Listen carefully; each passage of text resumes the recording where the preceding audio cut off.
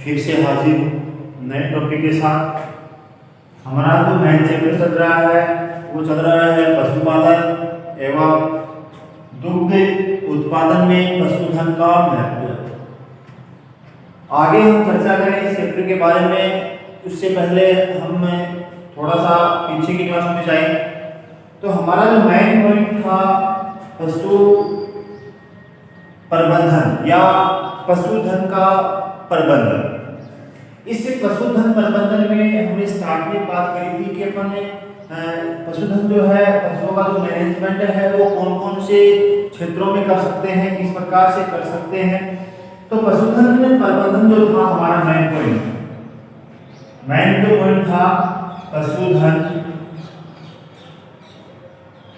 प्रबंधन ये ठीक है। इसमें प्रबंधन जो है उनके बारे में हमने पढ़ लिया था, पशु के प्रबंधन के बारे में हमने पढ़ लिया था। हमने आगे ये पढ़ा था कि पशुधन जो है उसका प्रबंधन मुख्य रूप से 4 तरीकों से अपन कर सकते हैं। उसके आहार का प्रबंधन कर सकते हैं, उसके आवास का प्रबंधन कर सकते हैं, उसका जो प्रजनन संबंधी है वो प्रबंधन कर सकते हैं।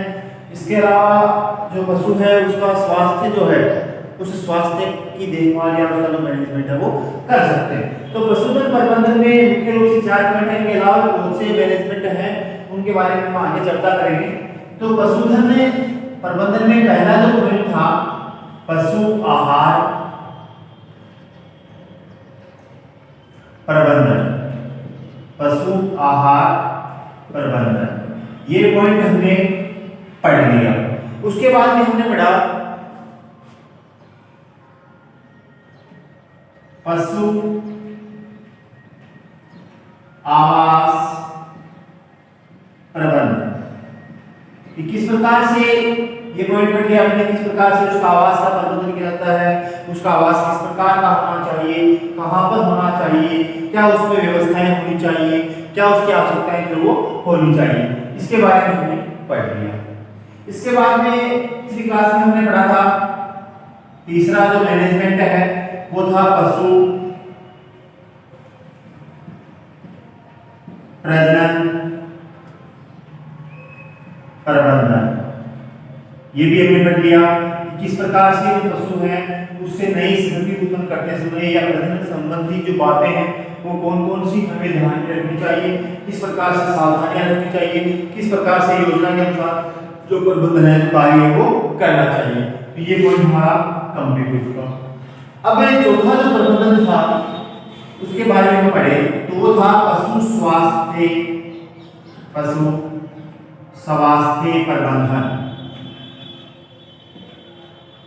पशु स्वास्थ्य प्रबंधन। पशु स्वास्थ्य प्रबंधन ये पॉइंट जो है ये हमने नहीं पढ़ा। तो आज की जो क्लास है इस क्लास का जो मेन पॉइंट होगा वो होगा हमारा पशु स्वास्थ्य प्रबंधन।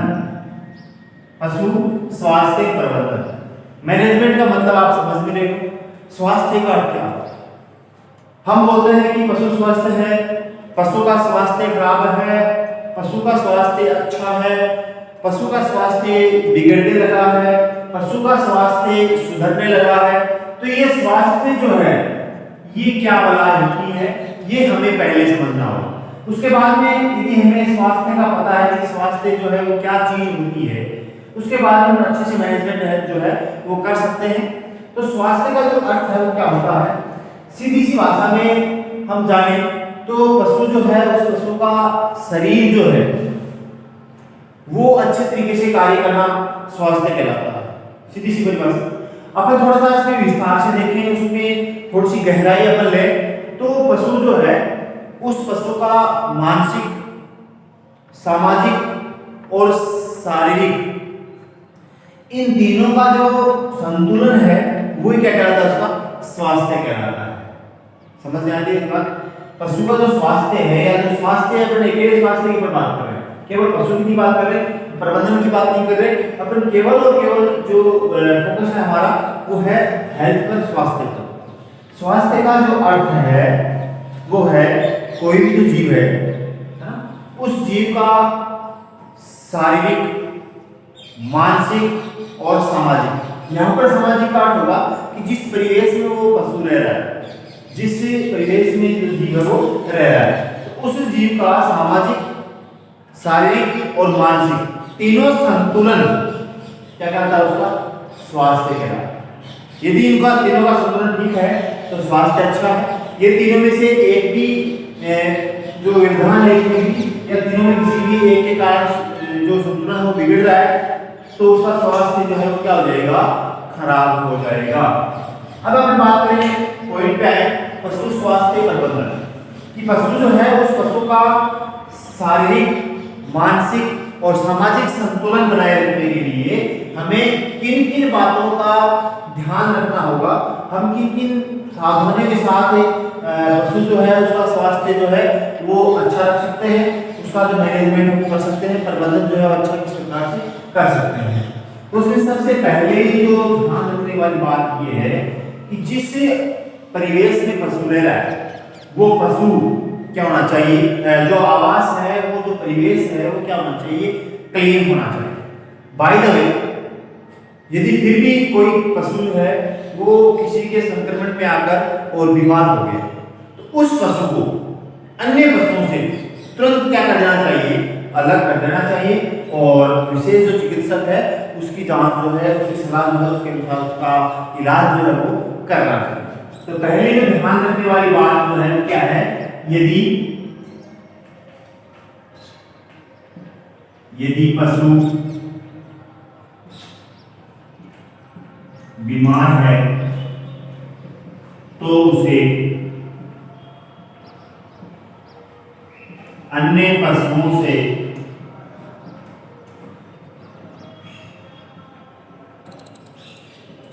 अलग कर उसका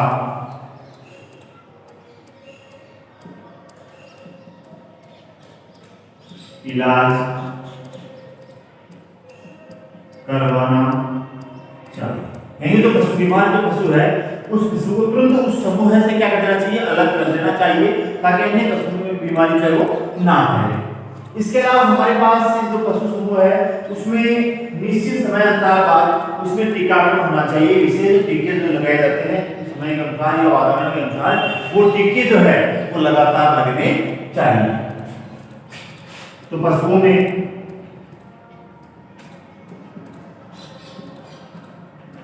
निश्चित अंतराल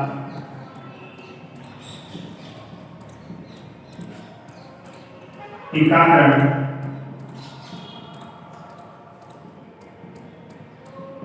करवाना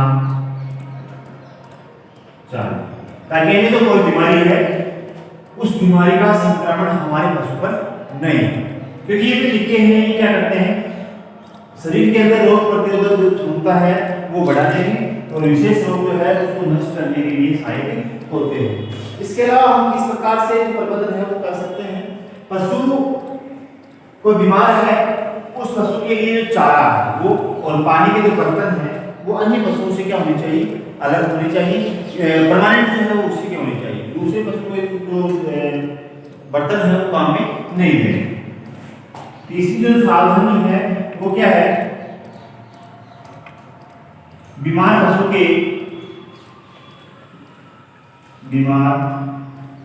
पशु के चारा पानी के बर्तन, चारा पानी के बर्तन अलग होने चाहिए, अलग होने। इसके अलावा हमें कौन सी बातों का ध्यान रख सकते हैं उनकी हम चर्चा करें। तो जो पशुपालक है उस पशुपालक को पशुपालन से संबंधित या पशु में फैलने वाले जो रोग हैं, छोटे बड़े रोग जो है उनकी सामान्य जानकारी होनी चाहिए कि ये जो हमारा पशु है ये कौन से लक्षण प्रदर्शित कर रहा है और इन लक्षणों के आधार पर इनमें कौन सी बीमारी है, ताकि समय रहते उसका इलाज किया जा सके। डॉक्टर जो है वो आ रहा है जा रहा है, उसके लिए जो खर्चा लग रहा है वो बच सके। इसके अलावा आने जाने का जो समय है वो बच सके। कहने का मतलब समय, धन और जो खर्च जो वगैरह जो है उनकी बचत हो सके, उनका दुरुपयोग जो रुक सके। इसके लिए पशुपालक जो है उस पशुपालक को जो पशुओं में फैलने वाले जो रोग हैं उन रोगों की सामान्य जानकारियां और उनके इलाज के बारे में जानकारी होनी चाहिए ताकि हम अच्छा मैनेजमेंट कर सकें, है ना। तो पशुपालक को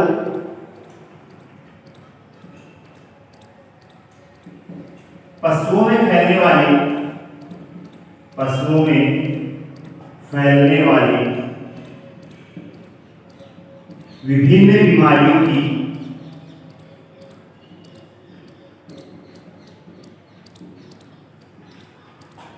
जानकारी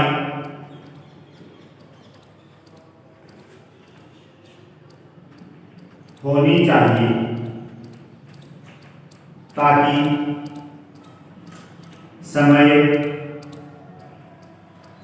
श्रम व धन का दुरुपयोग बच सके। सामान्य जानकारी होगी तो हमें कोई यदि कोई छोटी मोटी बीमारी है तो इसका इलाज जो है हम खुद कर सकते हैं। जो समय है वो बचेगा, श्रम जो है आने जाने का वो बचेगा, प्लस जो का खर्चा है वो बचेगा, ठीक है। इसके अलावा पशुपालन के अंदर कुछ बीमारियां जो है वो गंदगी के कारण फैलती हैं। कीटाणु जो है, जो जीवाणु वगैरह या जो रोगकारक जिसको हम बोल सकते हैं, वो रोगकारक पशु आवास जो है या पशु का जो परिवेश है उस परिवेश में कुछ गंदगियां फैल जाती हैं और उन गंदगियों के कारण जो रोगकारक है वो उसमें पैदा हो जाते हैं और उसके संपर्क में जब पशु आता है तो उसको काट लेता है या उसके शरीर में प्रवेश कर जाता है तो वो भी बीमार हो जाता है। इसके लिए हमें उस परिवेश को स्वच्छ रखना होगा, उसमें साफ सफाई रखनी होगी और इसके साथ साथ जो विशेष जो रोगकारक हैं, कीटाणु वगैरह, कीट वगैरह, उनको नष्ट करने के लिए उसमें अपन स्प्रे कर सकते हैं।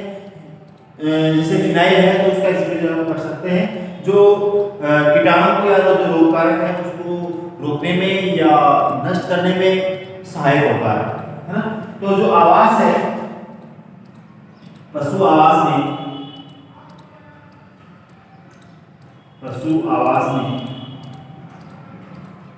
रोगकारक या कीटाणुओं को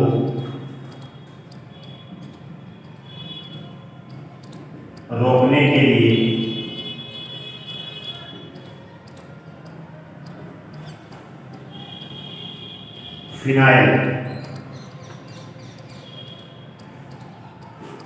फिनाइल का 1 से 2% घोल का छिड़काव करना चाहिए ताकि हमारा जो आवास है उस आवास में किसी प्रकार का जो रोग है, कीट वगैरह जो है या रोगकारक जो है वो ना फैले और हमारे जो पशु है वो स्वस्थ रह सके। इसके अलावा हम कौन कौन से उपाय जो है वो कर सकते हैं? मुख्य रूप से जो ध्यान रखने वाली जो बातें हैं वो हो चुकी। इसके अलावा एक ध्यान रखने वाली बात और है, वो ये है कि हमारा जो पशु आवास है उस आवास में पशुओं के लिए घूमने फिरने के लिए, जिसके लिए हम बोल सकते हैं या सीधी भाषा में हम बोलते हैं कि व्यायाम की उचित व्यवस्था होनी चाहिए। व्यायाम के लिए वो जिम तो जा नहीं सकते, है ना। तो हमारा जो पशु आवास है उस पशु आवास का जो क्षेत्र है ये खुला है तो वो दौड़ेंगे कूदेंगे तो वही उसका व्यायाम है। तो व्यायाम की उचित व्यवस्था होनी चाहिए, जो साधन है वो होने चाहिए ताकि पशु जो है उसकी शारीरिक रूप से वो मजबूत हो सके। क्योंकि हमने शुरू में पढ़ा है कि उसका मानसिक, शारीरिक और सामाजिक तीनों संतुलन होने चाहिए। तो इसमें शारीरिक संतुलन बनाने के लिए हमारा जो आवास है उस आवास के अंदर एक पर्याप्त व्यायाम की समुचित जो साधन है वो होने चाहिए। खुला आवास होना चाहिए ताकि जो पशु है वो घूम सके, फिर सके। तो अगली जो ध्यान रखने वाली बात जो है वो क्या है? पशु आवास में पशु को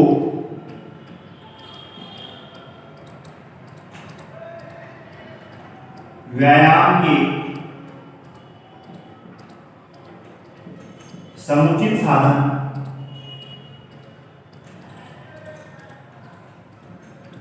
उपलब्ध हो, ताकि पशु शारीरिक रूप से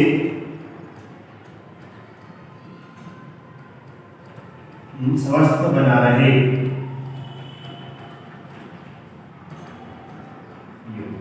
ठीक है, तो इस प्रकार से हम जो ध्यान रखने वाली बातें हैं वो कर सकते हैं।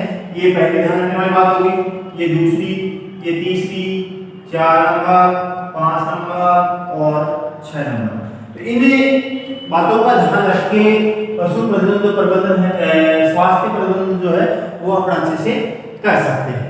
ठीक है, तो हमारा जो पशुधन प्रबंधन का जो मेन पॉइंट था, इसमें 4 पॉइंट हमने पढ़े। सब पॉइंट थे पशु आहार प्रबंधन जो पिछली क्लास में पढ़ लिया, आवास प्रबंधन हमने पिछली क्लास में पढ़ लिया, पशु प्रजनन प्रबंधन हमने पिछली क्लास थी उसमें पढ़ लिया। आज की क्लास का जो मेन पॉइंट था पशु स्वास्थ्य प्रबंधन, इसमें पहले मैंने बताया कि जो पशु का स्वास्थ्य है वो क्या होता है, शारीरिक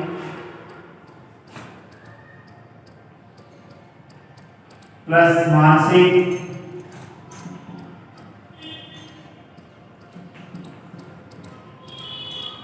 प्लस सामाजिक।